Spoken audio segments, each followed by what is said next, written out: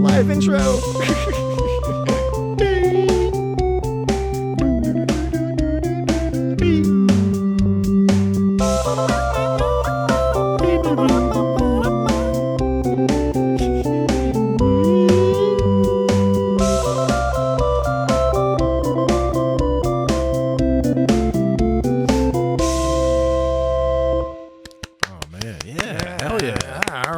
I love that. Yeah, that was really great. That was a composition by Dan, who is not with us this evening. Yeah, it's not that he's no longer with us. He makes really nice music. Yeah, it's just that he's not with us this weekend. Or no, weekend this week. He's on a vacation. Oh yeah. So he's not here. So Jesse and I, in lieu, it's Sans Dan. Yes, it's not Sans Dan. It's got Jesse. And it does Patrick, not have Dan. It does not have Dan. He went to North Kakalaki. Which is a local mid-Atlantic term for the great state of North Carolina. I think he visited the graves of my ancestors. He did. All right, so never mind all that. Dan's not here, and that music we just played, composed by Dan, if you haven't noticed yet, we've been using that particular tune he made as our opening for bonus episodes. Oh, I thought Jesse might have a response to that. Jesse, no, I'm standing by. Well, you were like stroking your chin, and you were all like, contemplating. Normally, I was planning ahead. Well, the problem is you're used to like aggravating Dan with your, repeating. I thought I was gonna say bonus episodes, and you'd be all like bonus. Right. I'm behaving myself this time because Dan's not here to instigate me. Is that how he gets me going. I just like the phrase instigate me. Instigate me, and then I instigate him. Definitely putting the agency on Dan. But though Dan is not here, and we decided, since Dan's algorithm has told us the next episode that we will be discussing is Deep Space Nine's Fascination. And we definitely did not want to have that discussion without Dan, because Dan's going to enjoy that episode. He's going to find all sorts of excellent sound clips for us. It's a Waxana Troy episode. We have to do we have to do an abnormal episode without Dan. Yes, so that's if there's no Dan, we have to improvise. Exactly. And so this week, Jesse and I, since we did want to provide you some form of content. We decided we should have a discussion, something we've talked about in the past, here and there, but we thought, hey, why don't we have a more focused discussion about beverages, and particularly alcoholic beverages. Were we going to talk about food too? Or, the analogs, you got your synthahol, you got your alcohol. Like Romulan ale. There's cocktails, there's mocktails.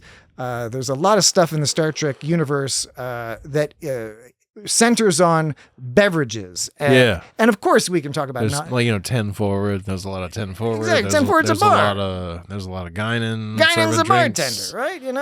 She's good at making like the super starburst. Solving problems. Exactly. Saving the universe. Like a proper bartender does. That's what happens, man. That's right. So yeah, we're going to talk about that a little bit because one thing we were thinking about was how often Star Trek episodes will utilize alcohol in a way that's just very similar to all sorts of certainly Western storytelling, where you might be doing a toast, or somebody needs to be slightly inebriated. The Navy likes to drink. And do they? Yeah. Does that cite your reference, Jesse? Or I guess the military in general likes to have drinks, but the Navy in particular. Because Starfleet is sort of like modeled after like the Navy, sort of. It is very Navy-ish. Pseudo military, supposedly. Does the Air Force drink? I bet you I think they used to. all the other branches, and please, The Air Force is all crazy Christian now, so they might not drink so much. Please- but I think like traditionally, like military people like to, they like to have some drinks. absolutely. Or Because you might die. during Vietnam, you can smoke weed through your rifle. That was Right, they did that shit. That was a good metaphor. they were doing heroin That'll be a future episode. through your veins. But yeah, this is not uncommon in storytelling to have often two men drinking whiskey and having a discussion, or people making an agreement, or having negotiations over cocktails of some sort. It's pretty common, yeah. And in sci-fi generally, and Star Trek in particular, Star Trek has had, over the course of the long history of the franchise, many opportunities from TOS onward to invent all sorts of alien concoctions. In Star Trek 6, they got together and had drinks, and like everything went wrong. Yeah, well, they were drinking lots of Romulan ale. Like the infamous Romulan ale. That's one thing for TOS, where it's always like Commander Romulan. Chang was all like, "We need breathing room," which was a Hitler quote. Star Trek 6 is Lebensraum. Star Trek 6 is great. Although, side note, we did discuss Star Trek 6 on this podcast eons ago. Long ago. Very that was long the ago. first movie we covered. It was the first movie we covered. I think it was like a 2.5 hour podcast. Yeah. We figured out how to do things a little bit better since then. I think it was still an interesting Still good, man. discussion, but I remember being frustrated because they're like in our marketing when we were putting it on, I think it was on YouTube.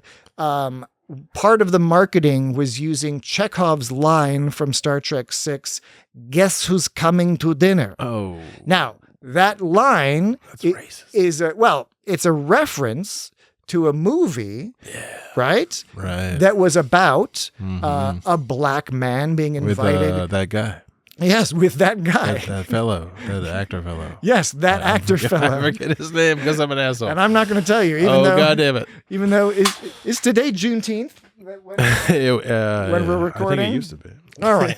Well, I'm going to let still is. I'm going to let Jesse twist in the wind there because he will. Is it Poitiers? It is Sidney Poitier. Thank you. Okay. I saved myself. And it's still Juneteenth. America. Yes. So here's the thing. That is an extremely famous movie and considered an important movie in terms of media as a tool for overcoming racism, teaching lessons to a broader audience that having a black person in your home is not a bad thing. A human is a human. And so guess who's coming to dinner? There's that phrase. Chekhov is riffing on that phrase, right? So in Star Trek 6, there's a lot. It's a good-natured riff. Although they are intending to kind of convey a little bit of anti-Klingon racism. Well, it's Klingon, yeah. But the problem is when I use that phrase in the marketing, YouTube banned it. Oh, yeah. They're like, "You're being racist," and I was like, "No, like that's the opposite." But anyway. That has not much to do with Star Trek alcohol, other than they were all drinking Romulan ale. Yeah. And McCoy is all like, "Powerful stuff, that Romulan." And that Klingon blood was all like blooming out. And like, it was purple. Purple. That was because they didn't, Purple blobs all blooping out in like 0G. The MPAA. And they were like, you can't have red blood. Red blood. Red Klingon blood. Anyway. Vulcans had green blood. So, alcohol, we're going to talk about all sorts of stuff. We're going to talk about Kanar. We're going to talk about Saurian brandy. We're going to talk about, you got the, what's that stuff that Clint Howard, Kranya. Remember that when Clint Howard was all like, "Would you like some Kranya?" With like the carbamite? Yeah, was that a Corbomite maneuver? Corbomite? That might have been the Corbomite maneuver. But we're gonna go over all of that. But we thought it might make sense to preface the conversation with a little context about Jesse and I, what our experience with relationship with alcoholic beverages maybe in general. Jesse is famous for having some odd and peculiar tastes. Oh, really? He don't like mayonnaise. I don't like mayonnaise. You don't like mustard. No. I mean, most condiments you don't like. Yeah. But you like curry. You're a curry fella. Yes. Right? You like curry. Curry. What's some other stuff? Things. You like spicy things. You like okra. Okra, yes. You like collard greens. Kale. You like collard kale. Greens. Mustard greens. Mustard greens, but not mustard. You don't like mustard? I don't like mustard really, but I mean, mustard can be an ingredient in things. Well, that's like your deal with eggs, right? Right. Eggs are part of things. eggs are part of, like, I mean, you can make. Can we make a T-shirt that just has Jesse saying eggs are part of things? I mean, you don't have to put eggs in bread, but you can put eggs in bread. You can put eggs in. Eggs are part of cake and cookies. They can be. You have no problems, and you're not like Jason Mantzoukas, who has a deathly allergy. I don't have allergies. No. You just don't like an egg. I don't eat eggs as if eggs. it's a component of if it's an ingredient, no worries. But you just don't like eggs. However, you do like to hover around people who are cooking eggs and stare at the eggs. It's a weird texture, and it cooks up all funny. Well, Jesse and I, our families travel together a lot. We travel well, and his wife and I often. I think she gets very excited because I like eggs and she likes eggs, and she's like, "Oh, this is great." Jesse can go out and he can go get some mustard greens, and you guys can eat some fucking eggs. I can actually cook eggs. I've cooked eggs for one of my daughters, and she was like, "These are really yummy." Yeah. So I don't eat them, but I can make a scrambled egg. I'm like that with a few cocktails. I don't like margaritas. To sort of to get into the context of like where our tastes lie. I don't hate them. I'm just that's not what I'm going to order. But I can make a pretty good margarita. Not that that's a fucking accomplishment, of course. It's a basic kind of combo. Yeah. Most cocktails are just like just follow a recipe. But the thing you do notice that. Look, maybe you don't get a bad cocktail, but there's definitely people who don't do it properly or whatever. I don't know. It's nice when you get a good cocktail. Well, yeah. You were talking about going someplace to some city we won't name, and they were like, "We don't know how to make that," even though it was on the menu. Why do you not want to name the city? Oh, I don't know. You think I was just trying to be fair, but it was Baltimore. It was a city in Maryland. Yeah, it doesn't. It was a city in Maryland that was not. We don't Annapolis. even have to say it has to be Maryland. It's just Baltimore. It was just I wasn't there, but Patrick had a bad time. No, it was a good. The time was good. It was just frustrating that all the bars were closing at 8:00 on a Friday. It was very strange. It was peculiar. It was a peculiar thing. Like it was a small town and not Baltimore. So, to give an example, I'm not somebody who's eager to spend massive amounts of money to buy some booze. It is annoying, right? For example, when you go to a sports show, shows you how much into sports I am. Sports show. When you go to one of these those sports shows, one of these athletic gags that they do, or athletic gags. A concert or something. It's annoying when you buy a can of some like fucking Miller Lite or something and it costs you like $10 or $15. Yeah. That sucks. On the other hand, I also have been places. I was at a bar in Manhattan where I got an espresso martini. I was annoyed initially because on the menu, it was very clear the espresso martini was like $21. And I was like, Jesus Christ, am I going to sit here and I'm going to pay $21 for an espresso fucking martini? Well, it's New York. Well, exactly. And I was like, well, I guess I fucking have no choice. What's in an espresso martini? It's like an espresso and then I think martini. Like what? So it's vodka, like vodka vermouth, vodka, coffee liqueur, and they usually put coffee liqueur, and they put like fucking 3 coffee beans on top. Oh, it's always 3. I don't know. There's no vermouth, but. The long and the short of it is, I ordered this 21. It's just coffee. It's just coffee and vodka. $21 vodka martini. I was aggravated. What kind of vodka was it?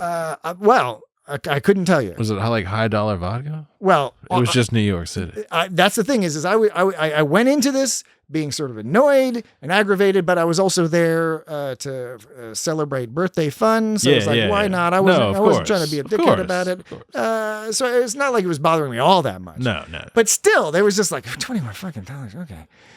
I order it. The guy makes it all goofy and fancy in front of me, and he's got like beards, and he's got like chainmail in his beards and stuff. And I'm like, Jesus Christ! And then he puts the drink down in front of me. I take a sip, and I'm like, lit matches. Yeah, I take a sip, and I'm like, this is absolutely worth $21, which I was not expecting because I was like, I am perfectly happy to pay $21 for what I just sipped. It was really good.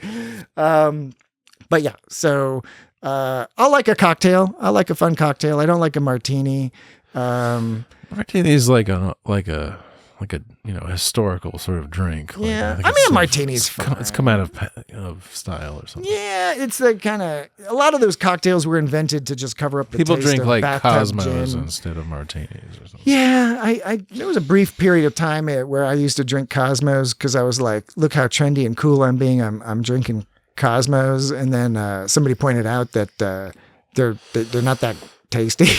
I was like, good point. Yeah, I mean, maybe that's not super trendy. They're anymore, not bad. They're not like bad. But yeah. I like tropical drinks. Yeah. I'm into nice fruity flavors are good. Mai Tai. If you get like some nice rum from like Cuba or something, it's like really nice. Good rum. What are some good rum juices? A Mai Tai, dark and stormy. Mai Tai is good. Yeah. I like a dark and stormy. If you go to Hawaii, get a Mai Tai. Ginger beer is a dark and stormy with good rum in it. You get a nice ginger beer. Pina colada, I'm a fan of. And it was funny because it's one of those things when you're like in college or whatever, and a bunch of dudes are all like, "Wow, you're drinking Cosmos and pina coladas," and I was like, I don't, because you're drinking Budweiser, and that's fine if you're into that. That's totally cool. But you're literally, are you drinking, really into that? Maybe you need to re-examine. You're drinking 12 Budweisers, 12 of them, right? Crazy. But I think, Jesse, you and I probably have most in common. We're brown liquor fans. Yeah. We like the whiskeys. Yeah, the various ones. Usually the more British kind, but I used to be more like a bourbon guy. Well, you mean UK or British? Because you like Irish. I mean right? UK or Irish. Do you like Northern Irish? Wait, is there a separation between Northern Irish? There's different proper Irish. There's some that just happen to be Northern Irish, but it's all kind of Irish Northern. I mean, it's all Irish whiskey. It's all it's a similar style. Is Bushmills one of your go-tos? Yeah, Bushmills or Jameson. Yeah. Or you like Redbreast? Tullamore Dew. Oh, Tullamore Dew that's a good one. There's that one that's like I forget. Leprechaun. Leprechaun. Yeah. I mean, I apologize for saying I recognize it's offensive. There was one that was like it was like an Irish whiskey, but it was like extra peaty. I forget what it was called. It was something with a C. You got it for me like as a gift one time. Yeah. That was a nice one.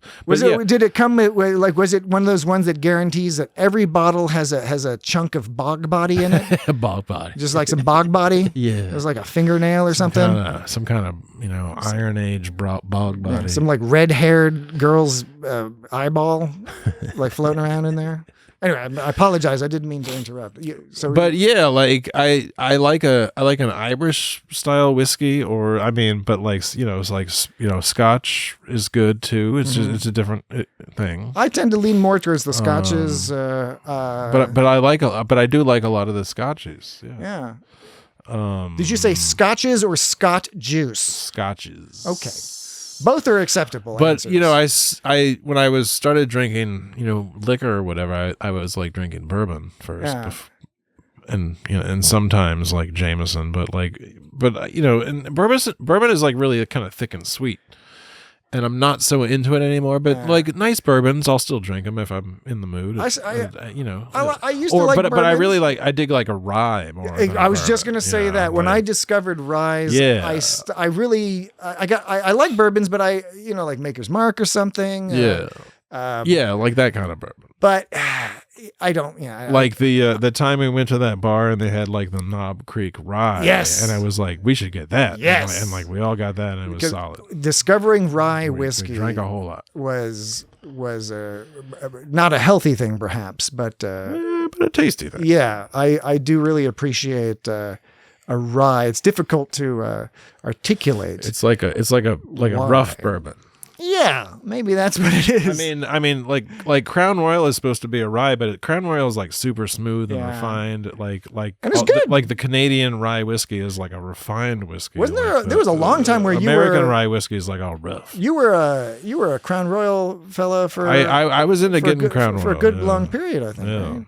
Yeah, I was a every now and then I'd get some. Yeah. there, and we'd love to hear from you all, whether you are a drinker, a teetotaler, or a dabbler here and there. What your thoughts, what your favorites are, particularly when you are at various stages of your life. Particularly when you're younger and are forming your nascent adult identity. Certainly critical. Certainly in America, but in the United States, but anywhere in the world, I think perhaps. in many places in the world, at least those places where alcohol is anywhere there's young people, relatively common. Often, so not the North Pole. Often alcohol. And your choice of alcohol and the degree to which you consume alcohol will factor into your identity formation, which is something I find really, really fascinating. And I think part of it is because I grew up with my mom is an immigrant. She's European. Yeah, she's European. And so she was always trying to force me to take sips of champagne and beer and wine. Like even when I was a little kid, it was just considered normal. I wasn't a big fan of it, but the result is when I went to college, I knew a bunch of people who had never really had a drink or had very limited access to drinks because, they followed the rules, their families followed the rules, parents etc. are Puritans. And then they're still not 21 in the U.S. In the United States, you have to be 21 to drink. So they're 18. They get to college. They have all this freedom, and they're like, "I'm gonna fucking drink whatever." And then they get into they get into trouble because they're going too far. I've definitely had smoke weed instead. Well, precisely, and we'll talk a little bit about Star Trek and its different attitude between alcohol, real or invented alcohol, and sinister herbs. But maybe we'll talk about that in the next break. But for the this context setting, this stage setting, in college, I enjoyed drinking, but I was the asshole who brought my own little 6-pack because I didn't really like the Miller Lite or Michelob or the Natty Boh, all that cheap beer. Ice House. I was a young beer snob because I just Your mom's from Europe. I didn't think alcohol was all that special because it was never kept from me, right? So it wasn't like some secret mysterious thing. So I think that was helpful to me. The other thing, you know what you need, Jesse? You need a drink. You think so? I need a tissue. Or like an Allegra. But in addition I took one this morning. In addition to alcohol not being a kind of particularly special thing in my house, even though it was around, I also was trained on. We're keeping all this in, Jesse. Don't worry. Mr. Sneeze. Yeah. Dan will write in an email and complain about how many times you had to sneeze on this episode. But I became a beer snob in the sense that when I did start drinking beer, I got used to drinking beer in Munich and in Salzburg and Vienna. Nice beer. Nice beer, and I mean you can get great beer in the U.S. But certainly I enjoyed the intoxication. It wasn't that I didn't enjoy that, but I also wanted to get to that intoxicated point with something that I liked.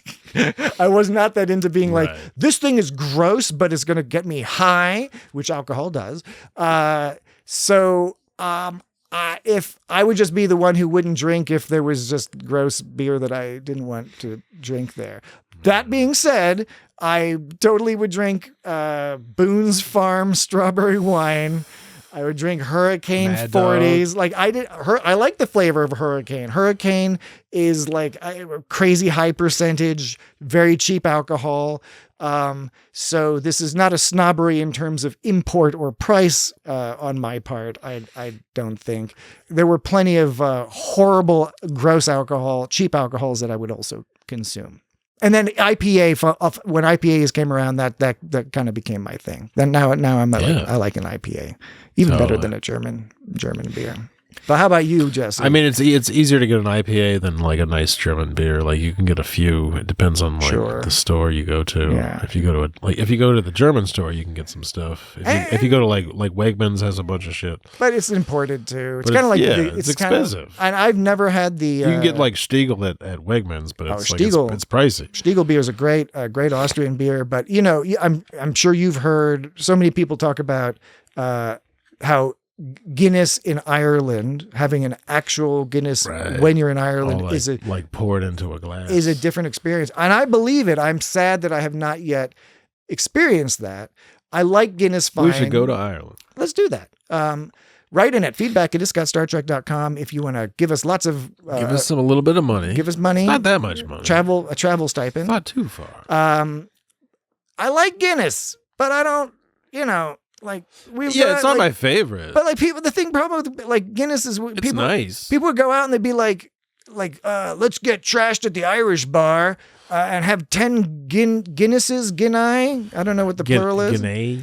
But like it's a thick beer. You just have one. And what's that stuff? Like people got into having some kind of like not. Like even less alcohol in the Guinness, like some kind of zero alcohol. And that's like mixing it with what the fuck happened with that shit? All sorts of weird stuff comes. Weirdos, total weirdos. Although a quick side note, a very very good friend of ours who's a brilliant person, super kind, one of the kindest people I know. Absolutely. We were in an Irish bar. And he went up to the Irish bartender, who was a person from Ireland, an actual Irish person, and our friend ordered an Irish car bomb. Yeah, he's actually like a really good guy. He's a good guy. But so to clarify, an Irish car bomb it's similar to like a Boilermaker or some of these other drinks. An Irish car bomb is where you get a pint of Guinness. And then you get a shot glass full of Bailey's, Irish liquor, and you drop it. Like the creamy stuff? Yeah. You drop it into the Guinness, and then you have to chug the Guinness quick enough because before it like curdles. It curdles. the Bailey's will curdle into a disgusting texture. It's horrifying. So monstrously racist drink. Look, it's a fun drink. It's a challenge. It's one of those ridiculous things you do when you're young. Do not order an Irish car bomb, or like a black and tan. Particularly in an Irish Republic, Catholic Irish bar, because the Troubles, and if you don't know about the Troubles, young folks, just catch up. Yeah, go to Wikipedia and type in the Troubles. And by the way, they might be back. They're coming back. Yeah, but the point is, my friend orders an Irish car bomb, and the bartender says, "We don't serve those here." And my friend, confused, was like, "Oh, okay. Well, then can I have 2 pints of Guinness and 2 shots of Bailey's?" and the bartender ruefully provided him with the ingredients for 2 Irish car bombs, so long as they were not called such. You're also not supposed to order a black and tan. Yeah, definitely don't do that. Yeah.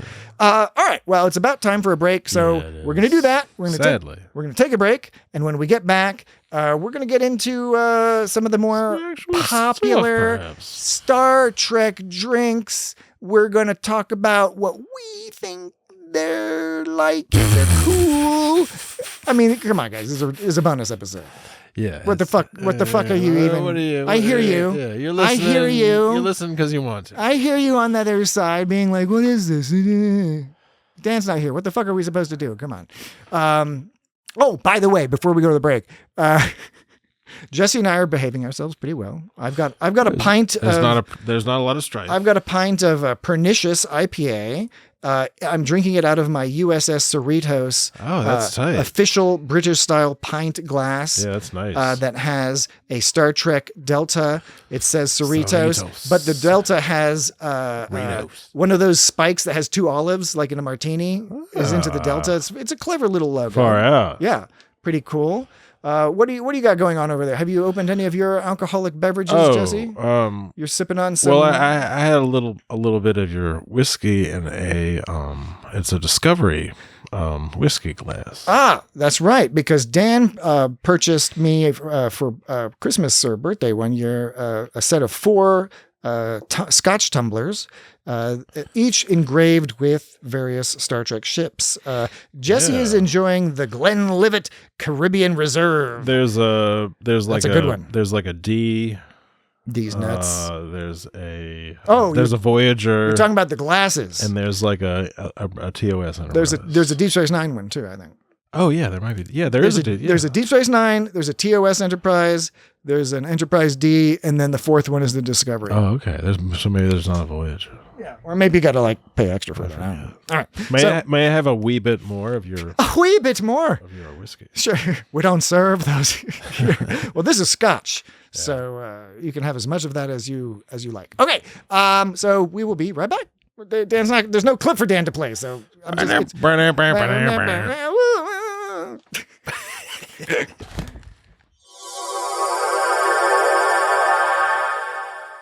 And we're back with no sound effects. We have to go poo poo poo poo poo poo poo poo. Is that a sound effect if I just say poo poo? I'm not jokingly. Is that an onomatopoeia? Poo poo. Yeah, it is. Does that sound like sorta when you poo? Does your butt go poo poo? No, it doesn't. But I mean, it's like. But you get the idea. It's like poetically on All right, welcome back to our discussion. Jesse and I are having an ad hoc bonus discussion about alcohol in Star Trek and real life, and not just alcohol. Drinks in general. It's just that the alcoholic beverages kind of there's more of the flavor and fun around that. There are some other beverages in Star Trek. Ractigino and stuff. Some sort of coffee beverage. Yeah, we can definitely talk about some of that. I did want to maybe iterate and not reiterate, because I don't think I stated it fully. Pre-iterate? At the beginning of the show, and I had intended to do so. I may have implied this. While we are talking about drinks, we're talking about alcohol, we may be talking a little bit about cannabis and some other things.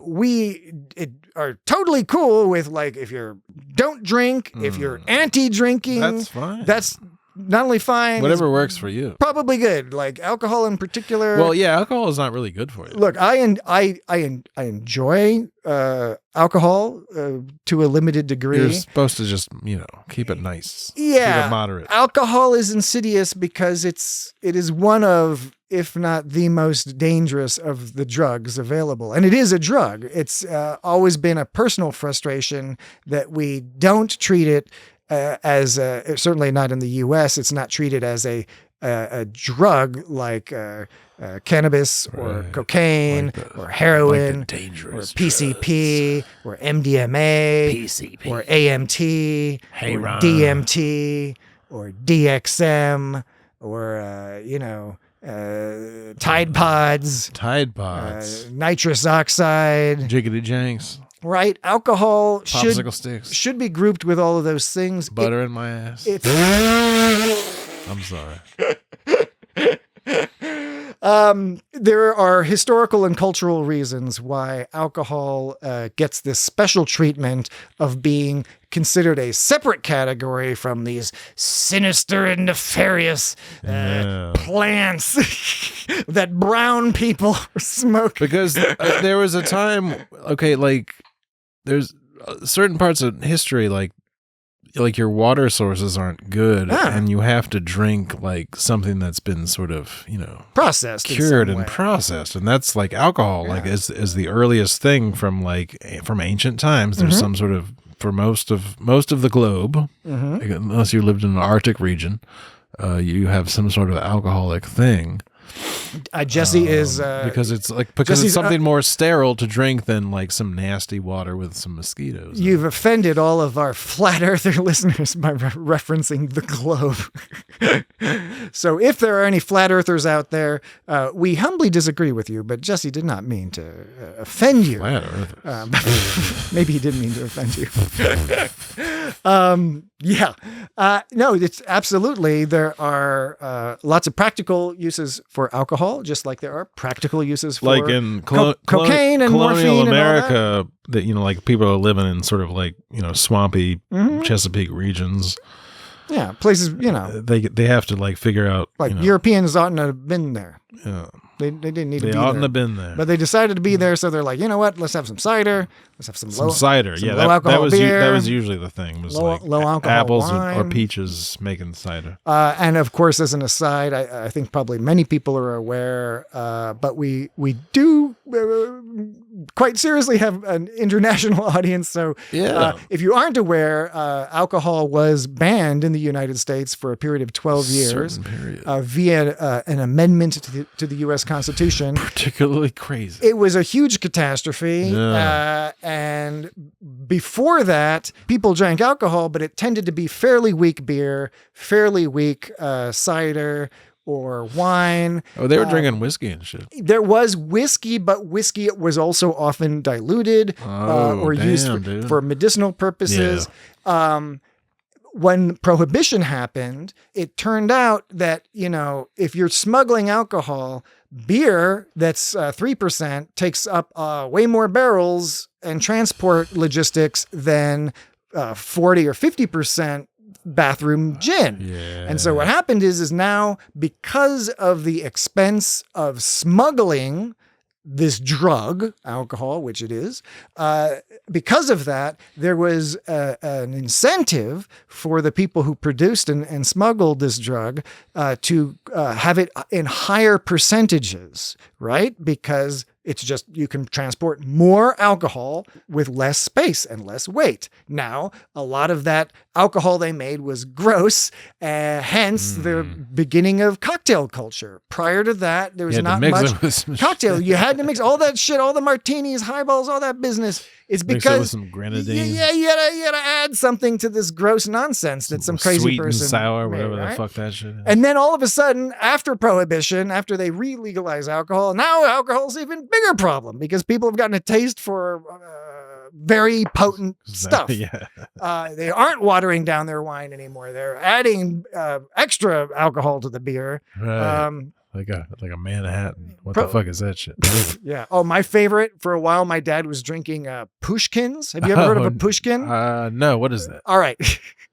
So like, it's like a Rasputin. So, well, my dad, for a while, he was into martinis, and then I thought he was drinking a martini, but it didn't have an olive. It was a martini glass, and it just looked like a cherry floating in there. And I was like, "What's that?" And he's like, "Oh, I'm into Pushkins now." Oh fuck! I was like, "I never heard of that. What's a Pushkin?" He's like, "It's a cocktail." I was like, "I get that, Dad." But like, what are the components of the cocktail? Fucking shit. Well, I understood his hesitation because he explained to me, and again, he referred to this as a cocktail. A Pushkin, apparently, at least according to my dad, is just, you get a martini glass, you fill it with vodka, and you put a cherry in that. And that is a quote unquote cocktail called a Pushkin, right? Okay, Dad. Right. It's some Russian foolishness. Like, you didn't even eat the cherry. He was like, I don't want that. No, I'm just drinking the vodka. Anyway, but yes, so that's a long way of saying edict, infinite diversity in all combinations, whatever you're into or not into, or indeed opposed to. That's cool. Was it like a? Did he get like a cherry out of like a maraschino cherry, or was it like a fresh cherry? I think often it was a maraschino cherry until he ran out. and then he would just put fresh cherries, and then Word. probably at one point he was like, you know what, who are we fooling? Yeah. You know? And he's not. He just filled it with vodka. And by the way, he wasn't a boozer. He would have like one at night after after work or whatever. But went right to bed. I thought it was rather uncreative. If you're gonna call something a cocktail, there should be some fucking process to it. Yeah. Well. Anyway. Russians. But back to the old Star Trek, slightly Star Trek discussion of Milana's on it. Alcohol. Milana is definitely on it. Where would I stay? We do want to discuss synthale, synthahol, whatever you want to call it. But first, I did want to go over just a couple of the big ones, a couple of the ones that are famous. Yeah. We already mentioned Romulan ale. Right. That's a prominent one. It is. If I recall correctly, first introduced in Star Trek II. Yeah. When McCoy comes over. It's contraband. Yeah. McCoy brings it over to Kirk when Kirk's being all sad in his really cool apartment. And McCoy's being a good friend. Nice apartment. McCoy's doing that, being a good friend by being an asshole to Kirk maneuver in that. And that was an example where bringing Ealing. Yeah, he had an awesome outfit on. He did. McCoy always did. But movie McCoy anyway. But the Romulan ale scene in Star Trek II is a good example of what I think we see a lot, which is here is the forbidden fruit. Yeah, and Romulans. We're going to use this as a symbol for maybe co-transgression or somebody smuggled that shit into the Federation. Yeah. I mean, when you think about it, it's almost like, it can be like a gang initiation. And I don't mean that I don't want to use that term lightly. It can be one of those things where you do a shared transgression to bring you closer together, and drinking something, team building, drinking something that's either illegal, or I should actually say consuming something, because that's where, other things can come in, but drinking the Romulan ale, which is illegal, or, it could just be something that's strong or dangerous, whatever you want to call it. That's a real good filmic storytelling way to convey closeness or whatever, and I think that scene's a good example of that. And they repeat it in Star Trek VI, which we already referenced by serving it to the Klingons. Because at that point, you just have it like on your ship. Yeah, it didn't. Yeah, it was class. It was kind of like, I guess it was kind of like weed, where it's hey, like, you got some of that it's illegal, but it's everywhere. You holding? So Romulan ale, that's a fun one. It's also funny because it's, they say Romulan ale, but it doesn't look like ale. It looks like ale would be. I mean, what was that horrible? It's more like liquor than ale. Yeah. What was that? What was it called? Like not Mystique or something. There was some blue. It wasn't blue curacao or whatever. It was some like a TNG chase. No. This was something they were marketing in like the early 2000s. Oh. I forget. It was not good. Zima? No. It wasn't Zima. It is funny though that Zima just disappears. Zima was brewed. I think that's what it confused people. It was a malt. Yeah. It was because they call it a malt beverage. That's fucking beer. It's just beer, but it's clear, and I don't know. People seem to like it, but it went away. Zima. I haven't thought about that in a while. All right. That's old school. It is old school. So, Romulan ale. You got the Romulan ale. It doesn't look like ale, but, it's... What's the Cardassian stuff? That's next on the list here. Yes. Okay. Kanar. See, that like reminds me of like mead or something. Yeah. Even though it's all it's all thick. It's all thick and goopy. Do you like mead, Jesse? What's your view on mead? I don't think I've had a little bit of mead, and it's not something I want to have all the time. Yeah. Like maybe a little bit here and there, but like it's not like, it's like, it's kind of intense. It is. It's really just thick and weird. Yeah. It's very sweet. Yeah. It's a funky sweet wine is what it is. Yeah. It is like a honey, like a mad dog or something. A honey wine. Yeah. I'm fascinated by mead because I'm basically right there with you in terms of my experience with it, which is it's been positive, but like with limits. It's all about like you get it at like some kind of craft fair, or you get it at the Renaissance Festival or something like that. The thing I want to do with mead is one or both of these things, which is I think I haven't tried enough mead because right. Yeah, I don't think I have either. Yeah. I believe I've been informed because we live in America. Yeah. I've been informed that there are many varieties and that it's kind of like wine or marijuana. Natalie's people you want to try different like wines. Pear. It was mead and with pear flavor. See, that's interesting. And it was tasty.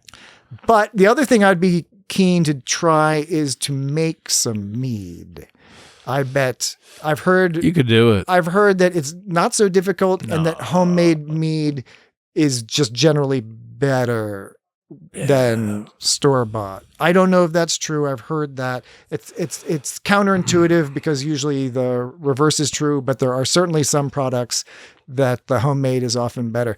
For me, for example, unless it's a super high-end place, I'm not interested in ordering a steak in most places. Oh yeah, because right. You can just get it yourself. I'm gonna make a better steak at home, and I'm not a genius steak griller. But if you're not paying like a fucking $100 for that steak, it's some stupidly ridiculous expensive place. It's not going to be good. Yeah. Anyway, Kanar has always fascinated me because of the goopiness. Oh, goopy. And or what's that stuff called? Like Hippocras? Hippocras? It's some kind of medieval drink. Oh. I don't know if I'm familiar with that. It's like, okay, they talked about it a lot in Game of Thrones, like not so much the show, but actually the books.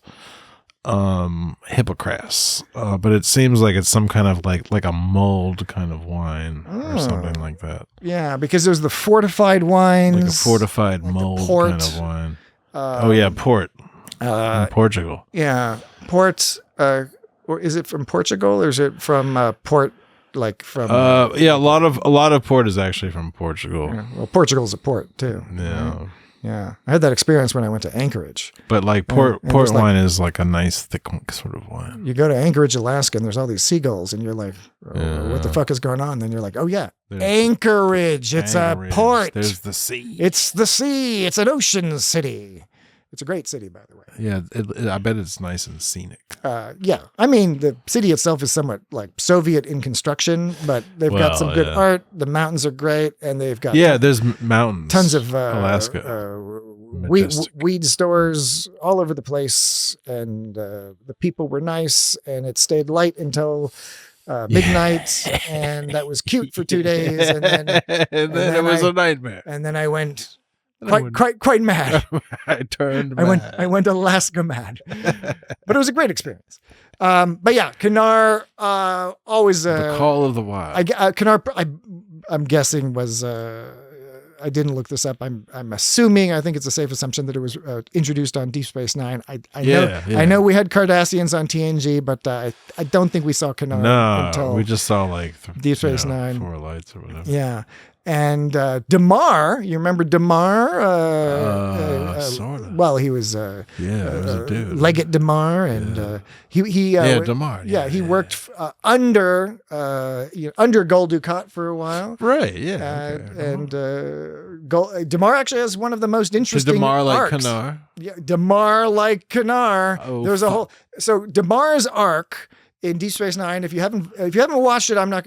Damar. We won't spoil it here for you, but Damar has one of the great arcs. And the thing about Deep Space Nine, which is wonderful. I know there's some memes about this, but Deep Space Nine had the main characters, and then it had side characters, and then it had side characters to the side characters. Yeah. And Damar was one of those like side character to side character to side character who then ends up having one of the most impactful and interesting arcs of the whole series. But there was a period where he was wrestling with the things he was doing, and they were, showing him developing an alcohol problem. But because he's Cardassian, it was a Kanar problem, and it always made me think it was funny. It's a funny idea to think of having being an alcoholic, having a real problem with alcohol, and then picking this syrupy, gross drink to be like your drink of choice, as opposed to something that goes down a little bit easier. I know, right? Yeah. Like Romulan ale. But Kanar, definitely one I've always kind of been interested in trying. There was out. some kind of drink on TNG, and it was something that like lit up like a rainbow or something. Yeah. Like, what was that? Like you poured it into the glass and you waited a little bit and you like tapped on the glass. Something starburst. Some kind of starburst. I'll find that because I've got this whole list here. That was probably fun to drink. Yeah, I mean, it this tasted like mangoes or something. Yeah, Andorian ale, Antarian brandy. Man. Oh right, so Antarian brandy.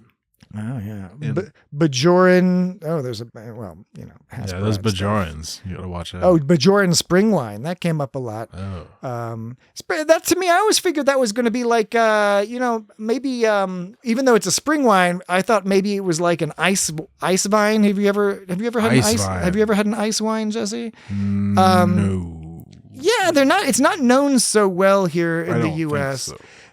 So the ice vine. I mean, I guess you could call it ice wine, but it's ice vine. That would be German. It's made. It's a popular drink. Germany, Austria, Switzerland, and what it is the very last harvest of grapes for the season for winter. Yeah, exactly. They let a certain amount of the grapes freeze, and then they go through the process of making the wine. And I forget all the particulars.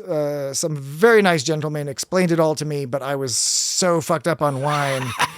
This is the problem. On ice vine? Yeah, well, you're like in a beautiful, majestic wine cellar, and this person's talking about this has been here for 500 years, and he's explaining all this stuff. Big old barrels all around. And they're just giving you all these samples, and they're like, isn't this good? You're like, yeah, it's good. Yeah, it's real good. Nice, yeah, it's good.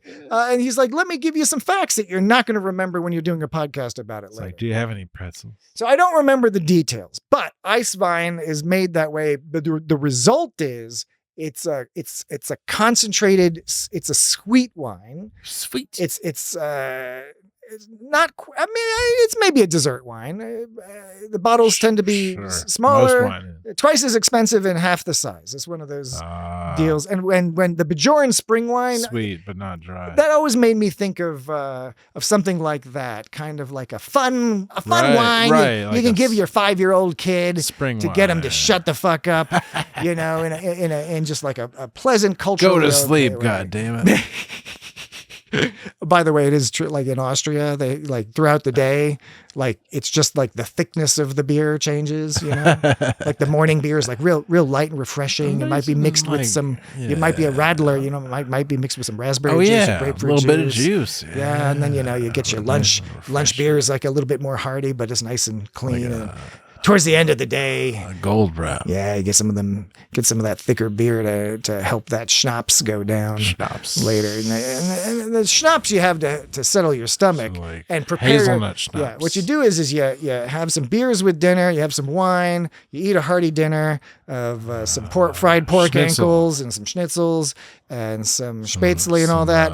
And then after that, you'll have a coffee with a little schnapps. Those will help settle your stomach and prepare you to smoke cigars and have whiskey for the rest of the night. And then you gotta walk down a mountain. Yeah, and then you got to go to work.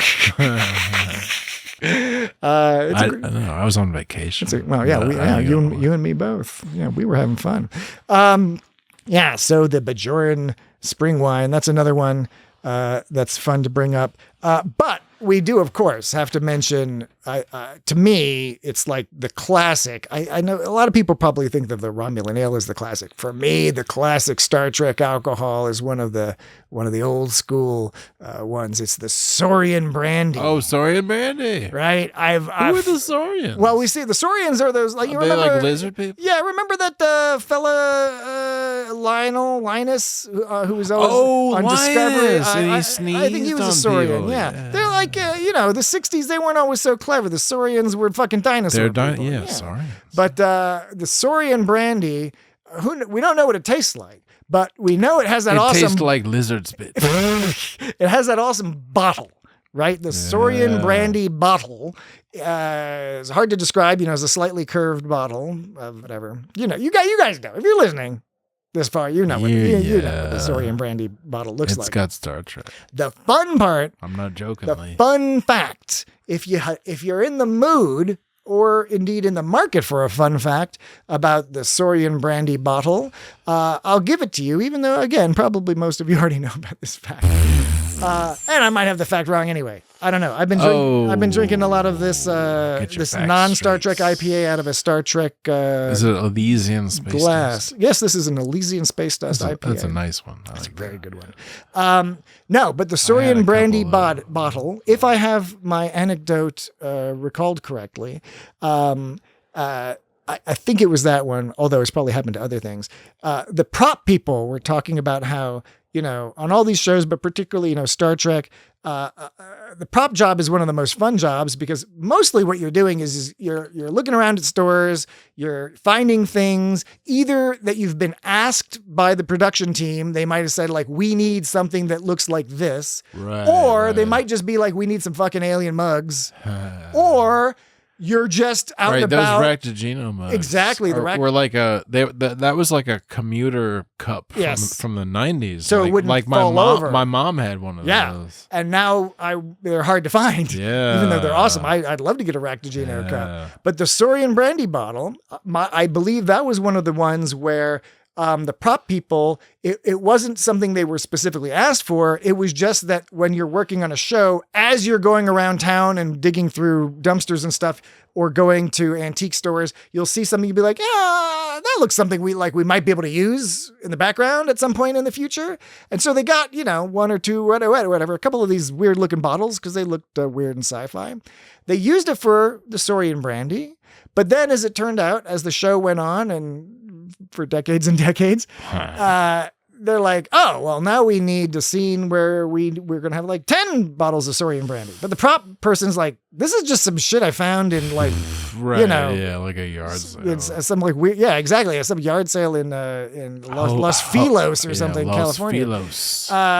So then you go from getting a prop that cost you $0.25 at a yard sale to now you're getting engineers and craftsmen to figure out how to replicate this thing, and you're spending $100,000 to get this prop back, which I always think is a kind of one of those fun things about Hollywood. But Saurian brandy, great bottle, and we shouldn't neglect to mention the Canar also usually different kinds of. It wasn't always the same shape bottle, but the Canar often had like a fun bottle. Are we going to talk about blood wine? Ooh, yeah, that's another one. And I know we've discussed this before, and I can't remember if there's any on-screen specifics. Dan would be better at remembering this, I think, about whether there was any blood in blood wine or not, or if it was just some marketing gimmick. Right. Do you remember? I can't recall.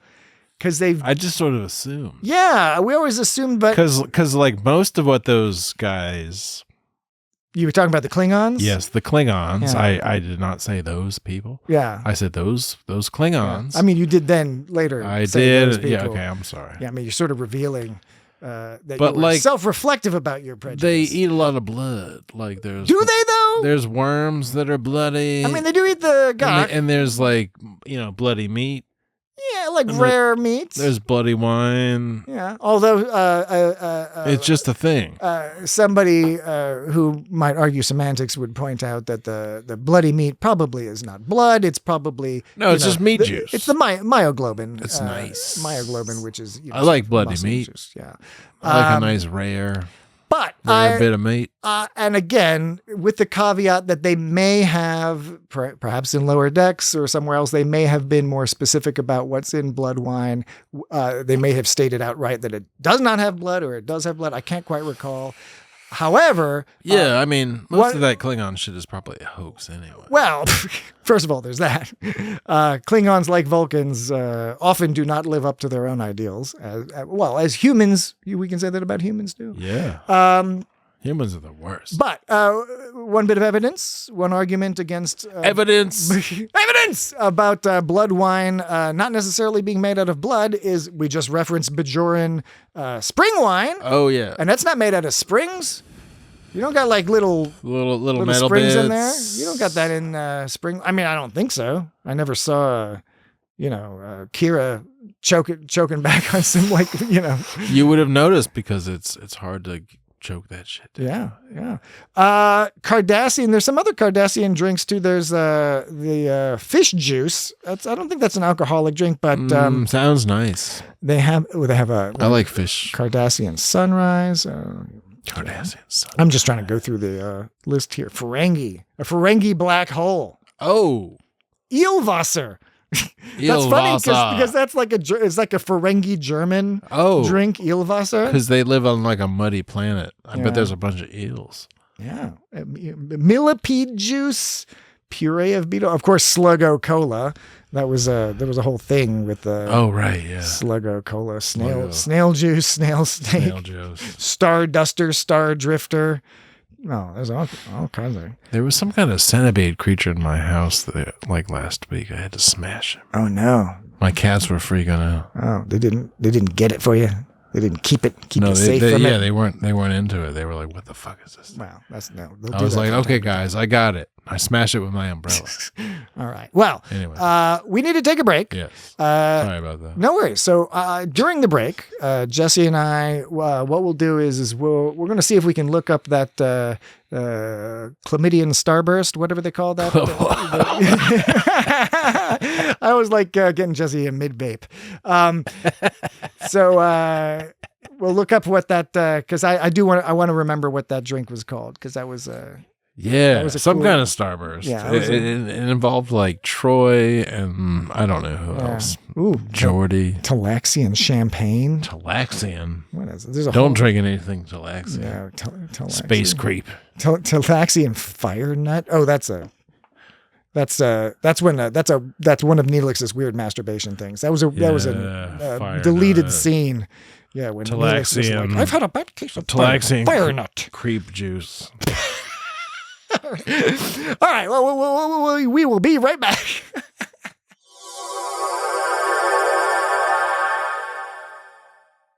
And we're back. And Jesse is making special sounds. Okay, now you sounded like a gremlin. Were you making a gremlin? Gremlin? What? That's what my daughter says. Gremlin. So it's not that you've had one too many Andorian ales here. No, she just. By the way, that was not a mistake. A toddler's accent. There is Andorian ale, not just Romulan ale. A toddler's accent. A Saurian accent. A Saurian accent. I mean, a Saurian ale. You're saying your daughter has a dinosaur accent. That's funny. Anyway, Gremlins, the Gremlins, they're like, yum, yum. I know. You can't, you gotta, they can't stay up too late or something, or like they can't have like. Yes, Jesse. The Gremlins lore is that the Gremlins can't stay up too late because otherwise they get grumpy. They turn into Gremlins. Gremlins, truly two brilliant movies. Gremlins 1, brilliant for all the Gremlins 1 reasons. Gremlins 2, when I was young and ignorant and wasn't aware of the context, I was like, what the fuck is this silly shit? It's like a lot of gross This is ridiculous. And then you learn the context about how much the studio wanted Joe Dante to make the sequel, and he didn't want to do it. And they said, we'll let you do whatever you want. And he was like, if you literally give me this amount of money and 100% final cut, I will do the movie. And then he did Gremlins 2 as a hilarious gag, while also being... They have British accents, the Gremlins. Oh, well, that one does. There's the Lady Gremlin, and they have like and spider. all that. They're all spidery. Of course, Key and Peele parodied this brilliantly. Go check out that sketch if you haven't seen it. But the thing about Gremlins 2 that you don't notice when you're a dumb 12-year-old and you think you're a cinematic critic and you're like, oh, this is Gremlins 2 is actually a surprisingly effective critique about the melding of news and information and profit making. It's an early it's like from the 80s. Pre-Fox News, predicting Fox News in some ways, predicting some interesting stuff with science. Dag, yo. It's a cleverer film than you think, and it's also got the Doctor in it, and he gets sexually assaulted by the Lady Gremlin. No. Yeah. I mean, no spoilers, but I think that was. I don't think I remember in the trailer. Yeah, Gremlins 2, go watch it. Gremlins 1 is brilliant for like other. It's a totally different film. So anyway, that's been our Gremlins Minute, a feature we're trying out here. We figured we'd try it out on a bonus episode. We'll see how well it works, and in the future, maybe there will be more Gremlins Minutes.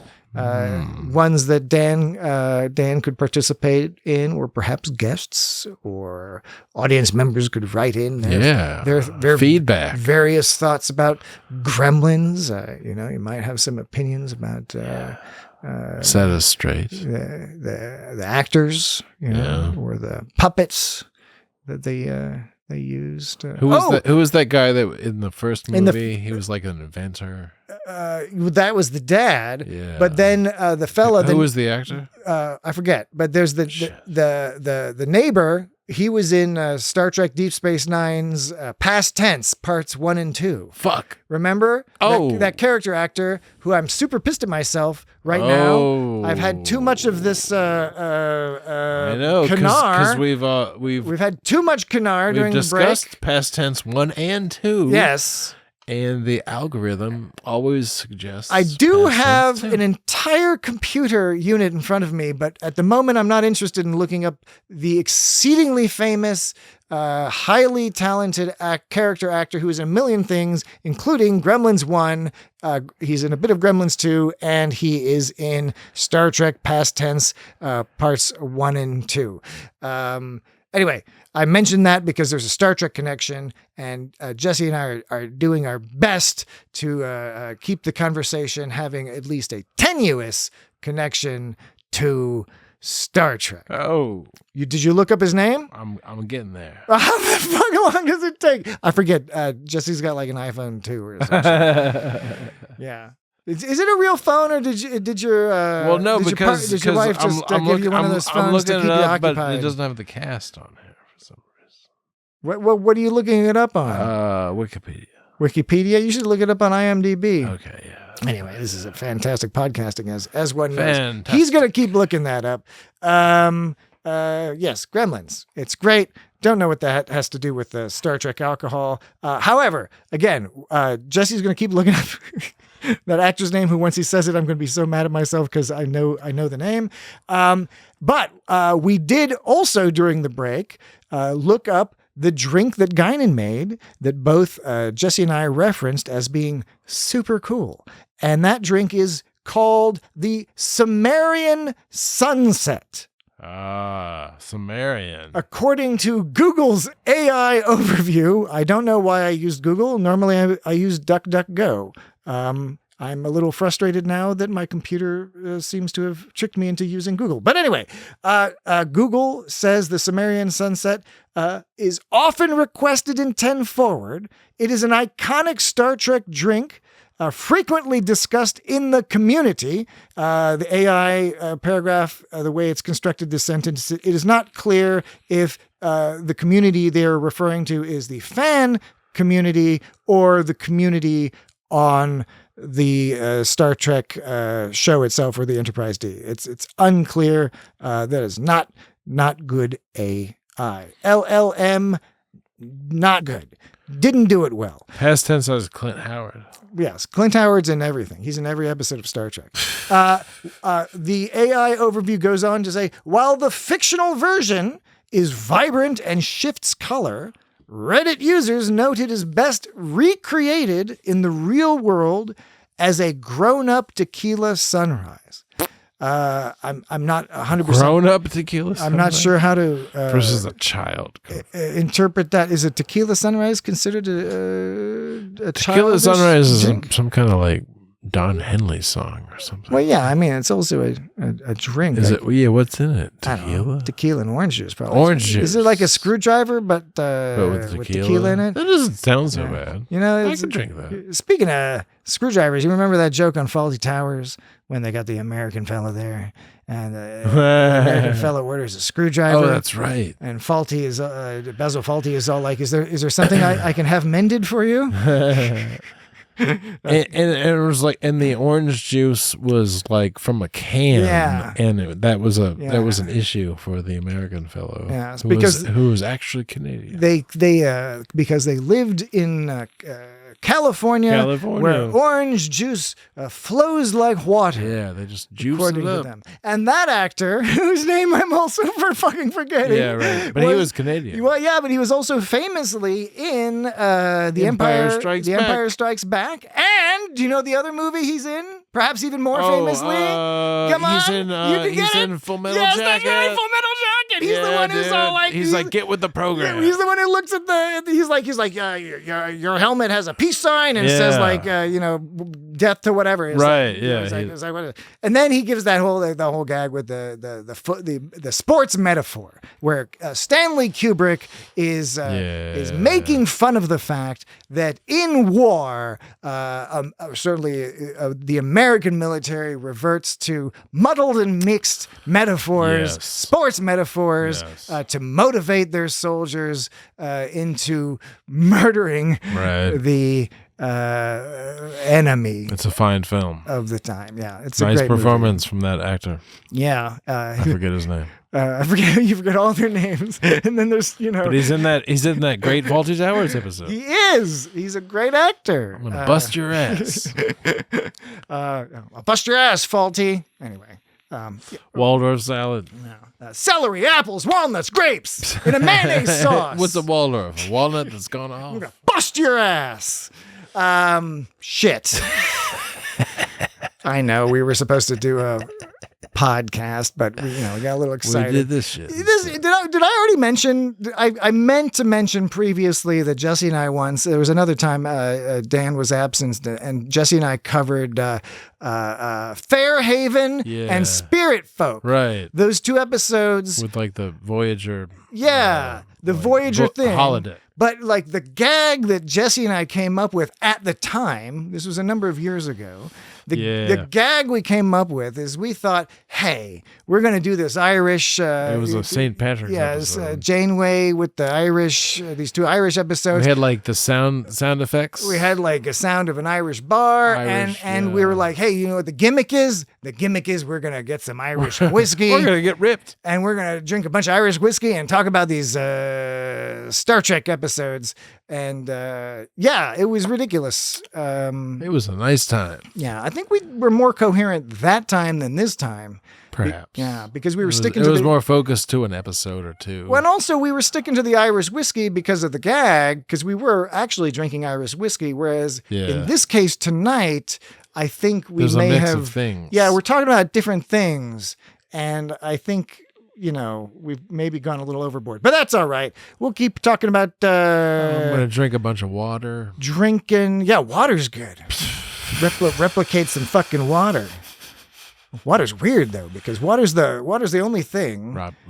Fun fact: Water Minute, new feature. Here's our water. Patrick's minute. Water Minute. Going to give a fact that, again, most of you are probably already aware of, but water is unusual in that when it takes a solid form, colloquially known as ice. In English, but when water turns into a solid, because of the nature of how the atoms bond together, quirkily, it's less dense than liquid water, whereas normally solids are more dense than the liquid it's version. All airy. Yes. So it's an unusual property of water. And why is this important? Ice is all frosty. I'll tell you why this is important when it comes to a little thing called life, whether it's life on Earth or life on Mars, in space, or life on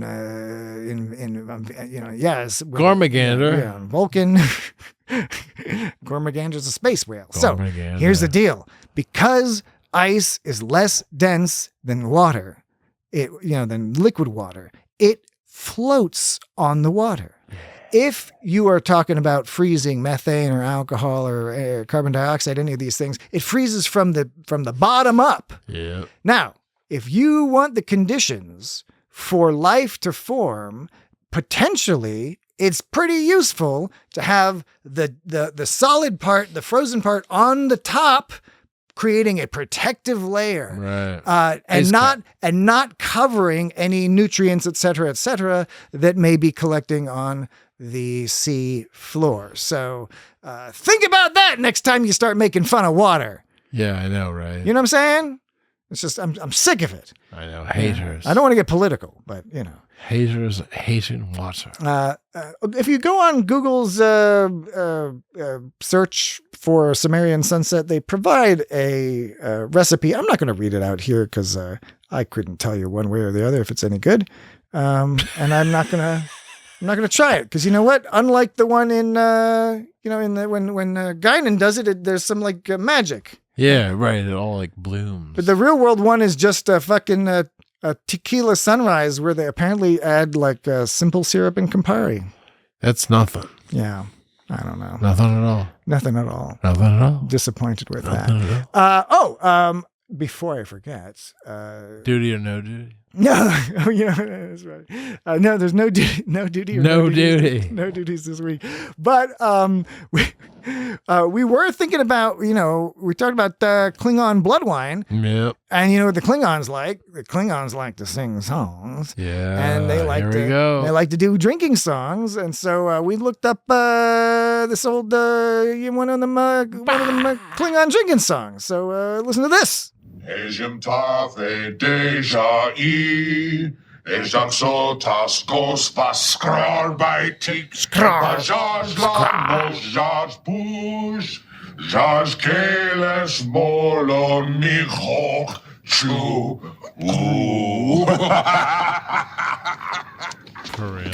Yeah, and they smash their heads together. Now, Jesse, I have a question for you. Yeah.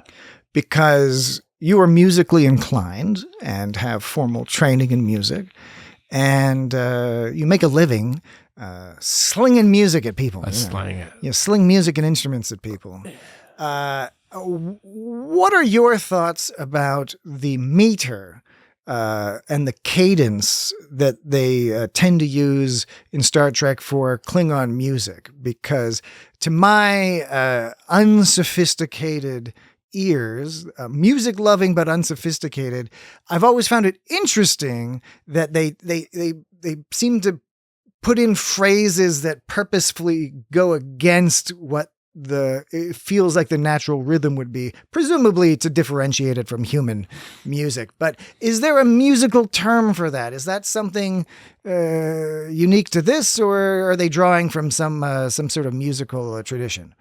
Oh, I mean, it sort of has an interesting kind of rhythmic feel, but like it's nothing out of the ordinary. Really. Nothing out of the ordinary. I mean, it's still sounds like a folk song, a drinking song, a popular song.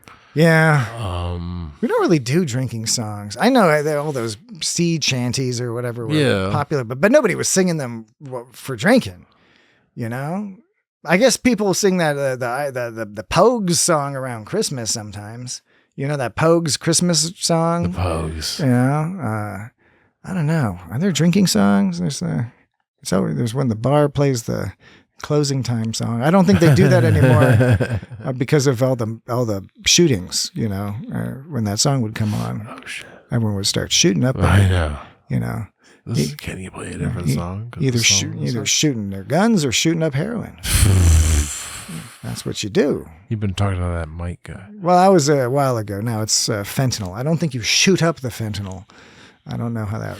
Right, how it's some that kind of works. like IV or These something. kids have all these crazy fucking drugs. Ketamine. I forgot to mention that. Ketamine. I don't know.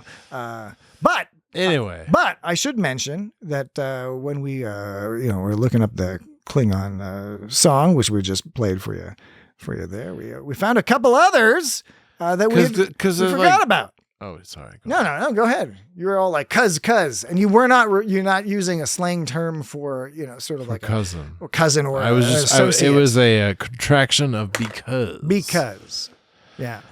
I don't know. The Klingons they have a lot of like sort of grandiose music. Yeah, the operas. It's all very. It's like there's a lot of Klingon. There's Klingon opera. There's just there's these drinking songs where it's clearly a communal sort of like everybody's singing along. And you just having none of that. You don't want to be singing with nobody. Jesse wants to sit like Aragorn in the back dark corner of the pub. No, that's good. That's a positive. Oh, you like the singing? That's a positive part of the Klingon culture, as far as yeah. I'm concerned. I like that too.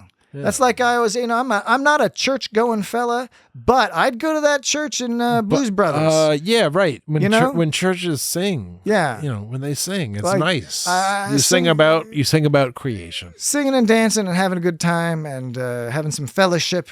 However that is, yeah, and that was not the mellowship. That was not intended to be a reference, a callback to when I was talking about Lord of the Rings earlier. Right, the Fellowship of the Ring. But that's all. The Fellowship, the mellowship.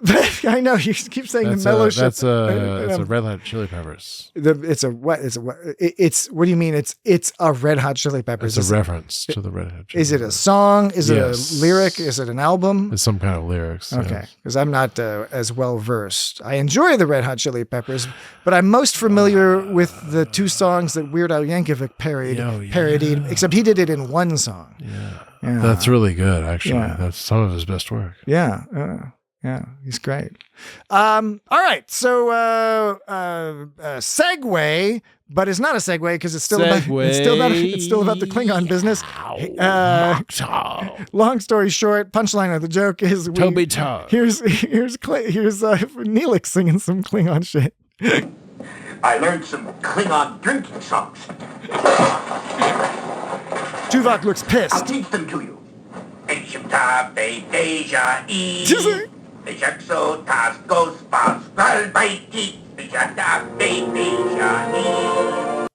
Yeah, that's the scene where they cut it off a little bit too early because then that's where Tuvok just sort of physically dismembers Neelix, and the doctor has to spend the whole weekend putting them back together, a la Humpty Dumpty, who we don't know whether Humpty Dumpty was an egg or a cannon. If anybody tells you that Humpty Dumpty was a cannon, we don't know that. That's a theory, okay? Come on, people. But Neelix was a space creep. But we also found this. Check this out. Think, Kapla! Think, long live the Empire! Think again. Okay, so I'm overdoing it a bit, but try to get into the spirit of the occasion. Very well. Asian Tafe Deja E. Eshdak Sotas Gospa Skralba Josh Push Josh Kales Molor Mihoch Ju. They used a different cadence there.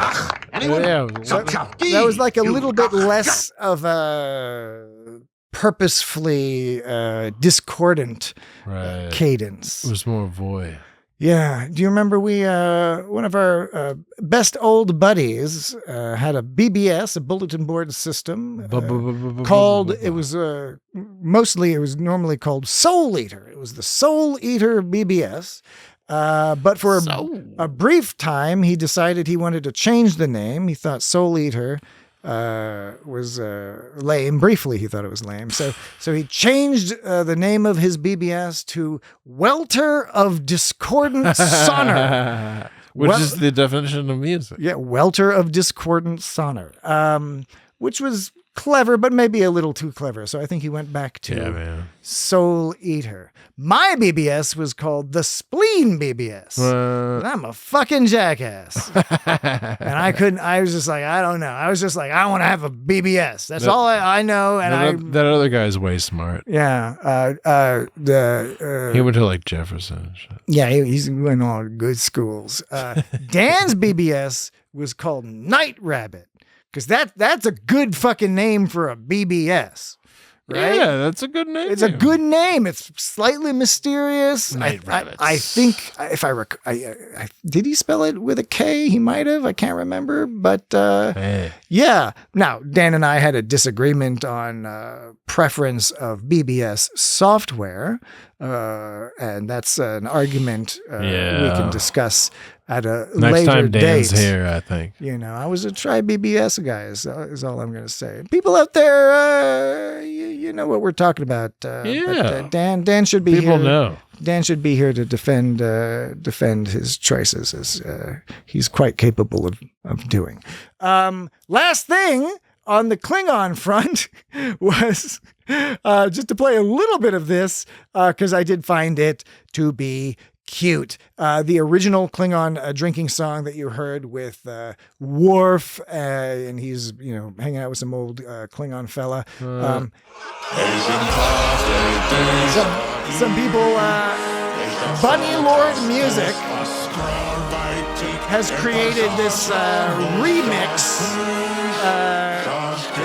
that adds a significant amount of production.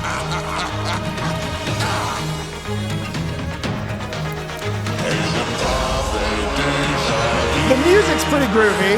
I highly recommend you go check it out. You can just look up Klingon Drinking Song, Extended Remastered, or Bunny Lord Music, and you can listen to that song. The video is fine, but the song is great.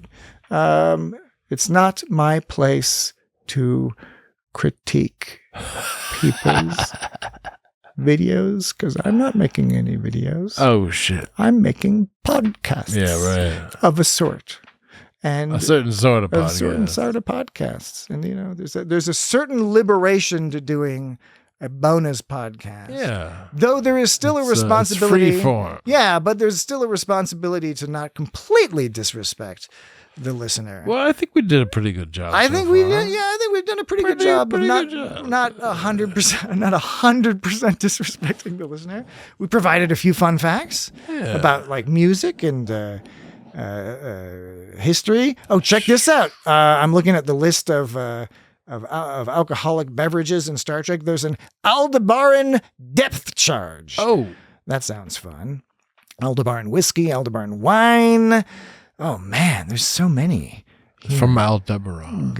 Ganymede green. No. Gaviline tea. Gin. I just like gin. Gorilla Glue. Gin and tonic. Gorilla Glue. Gorilla Glue was a strain of marijuana.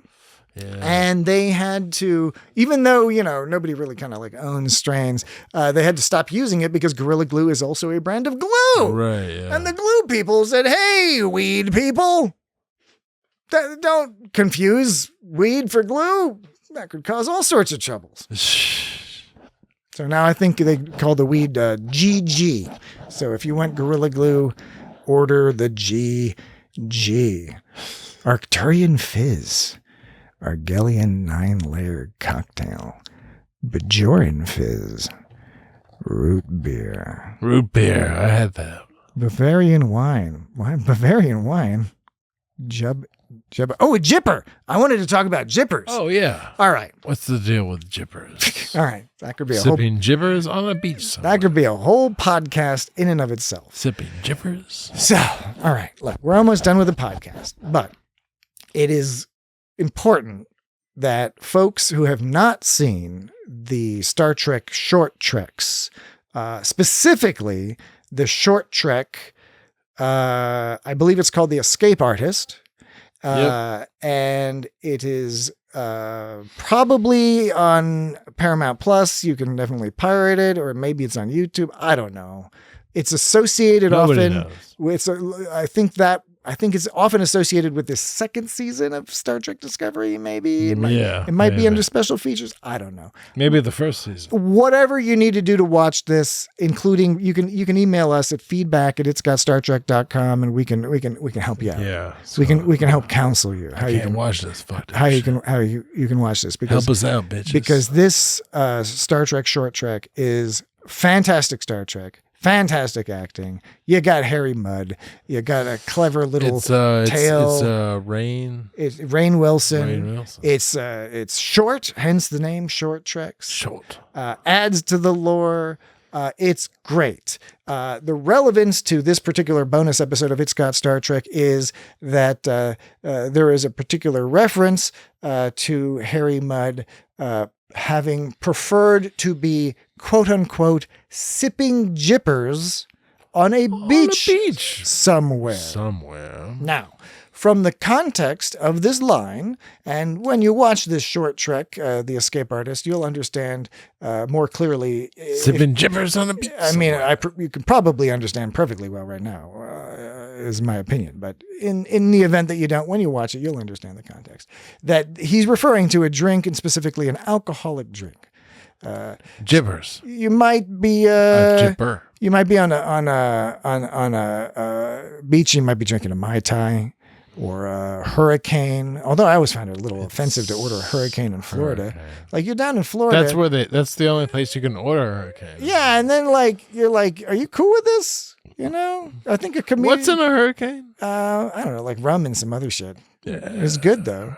I can't remember. I apologize to the comedian. Some comedian made the joke about how ordering a Hurricane in Miami is like if Manhattan had a drink called the September 11th or something. Yeah, right. But I'll look that up. Maybe I'll put that in the show notes. Whoever made that joke, although it's a fairly obvious joke. Maybe everyone made that joke. I made that joke. No, you did not make that joke. No, what are you talking about? But he is talking about sipping jippers on the beach somewhere. You could say sipping Mai Tais on the beach somewhere. Mai Tais is good. Sipping pina coladas on the beach somewhere. Sipping Hurricanes on the beach somewhere. Sipping Dark and Stormies on the beach somewhere. What are some other tropical cocktails? I guess margarita. I of course put it out of my mind because I'm not a fan.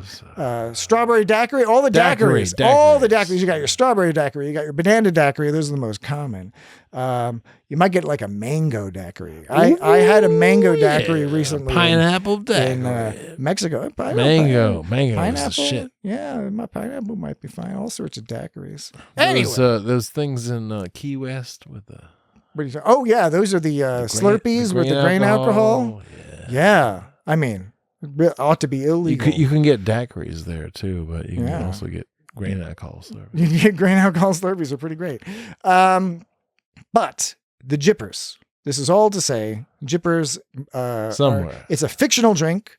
But a tropical drink. It's got the jip. It's probably in that family. I don't know what that means, Jesse, but no, I don't know either. But that's what I want to know. I want the audience, as we close out this podcast, I want the audience write in, and you let us know what you think would be in a jipper. Your ideal jipper. You don't got to necessarily. Perhaps a bit of club soda. It could be club soda, like Jesse's talking about. That's a perfectly reasonable thing to have in a cocktail. I mean, maybe it's going to be a weak cocktail. I don't know. Could it be like some ginger? Could it be like one of them? Like how a Long Island iced tea is basically all alcohol with like a little splash of Coke or something. Splash of Jenks. Maybe a Jippers, that sort of thing. Right. It's got a banana. Yeah. And a cherry. Yeah. I mean, a banana and a cherry. Mango juice. Mango, yeah. And by the way, audience, when you write in, you're not limited to what Jesse's thrown out here, No, of course not. There's many other ingredients that you could propose, and maybe we will try them out. Yeah, a pickled tomato. And when I say maybe, I mean I will definitely try them out. I would like an excuse to play around with some new drinks. A bit of asparagus. It can be boring at the pool. I'm a little concerned about the direction Jesse's going in with the asparagus and what was it? The pickled tomatoes? Pickles. Because it wasn't just pickles. It was pickled tomatoes. I don't know that I've had pickled tomatoes. I don't think that exists. I have. I've had fried green tomatoes. Yeah, those are good. I like fried green tomatoes. Yeah, it's good stuff. Yeah, the movie, the food, and the book, as the old saying goes. Secrets in the sauce. Yeah. Anyway, feedback at isgotstartrek.com. Send us your Jippers recipes. Send us thoughts, comments, complaints. There may be a few. Go listen to Jesse and I talking about Fairhaven and Spirit Folk. You can search for it. I can't remember. It was a long time ago. But if you go to the website, itsgotstartrek.com, there's a search bar somewhere on there. And search bar. You can type in Fairhaven, listen to our conversation. That was a fun one. Totally.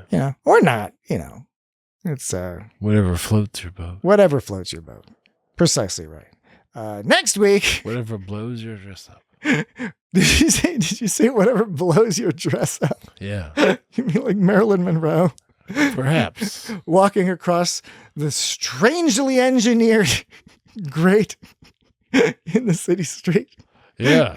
What was the no, okay. If you're a city planner, you can write in and let us know if that's a reasonable thing to have a grate that just sort of blows air up somewhere. I'm just saying I've never encountered this. It's like an old steam in system. in my broad experience of a number of different cities of various sizes. Great. End of podcast. At It's Got Star Trek social media. Feedback at It's Got Star Trek. It'sGotStarTrek.com. Dan's back next week. Deep Space Nine. Fascination. Balana's on it. Balana will be on it. Evidence. We're Dangerous. Where would I stay? Where would I stay? What? Thanks, Agamus. Thanks, Agamus. Yeah, that's a good one. I'm not jokingly. No, we did that. I'm not jokingly. It's a good one. What are some other ones? Spocko. That's Spocko. That's not too common. I don't get it. These are our holograms. These are our messages. That's another new one. Tuvok. Doing that's right. The weird. Yeah. All right. Okay. We'll talk to you. Fuck yeah. We'll talk to you later. Goodbye.